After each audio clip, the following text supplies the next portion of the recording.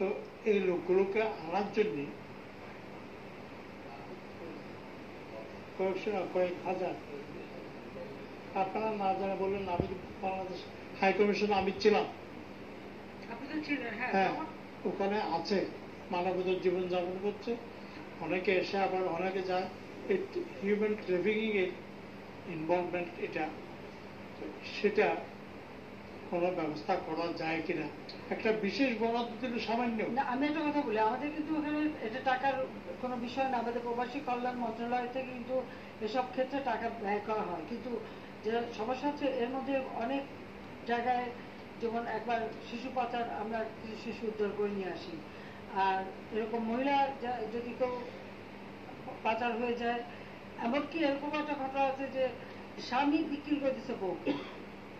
আর তার জায়গাটা হয়েছে পতিতালয়, তো সেখান থেকেও কিন্তু আমরা উদ্ধার করে নিয়ে আসছি, যখন আমরা যেটা খবর পাই আমরা কিন্তু উদ্ধার করে নিয়ে আসি। তো আজকে আপনি যেটা বলেন হাজার হাজার, আমি এ পর্যন্ত এটা কিন্তু আমরা কখনো শুনি নাই যে হাজার হাজার বিভিন্ন জায়গা আছে, ঠিক আছে, বলছেন যখন, হ্যাঁ আমরা খোঁজ নেবো, আমি খোঁজ নেবো, এটা আমরা খোঁজ নিতে পারবো, খোঁজ নেবে নিয়ে আসবো, এটা কোনো ব্যাপার, আমরা তো এর জন্য টাকা খরচ করি। এমনকি এবারে কোভিডের সময় যারা বাইরে আটকা পড়েছিল, কাজ পাচ্ছিল না, তাদেরকে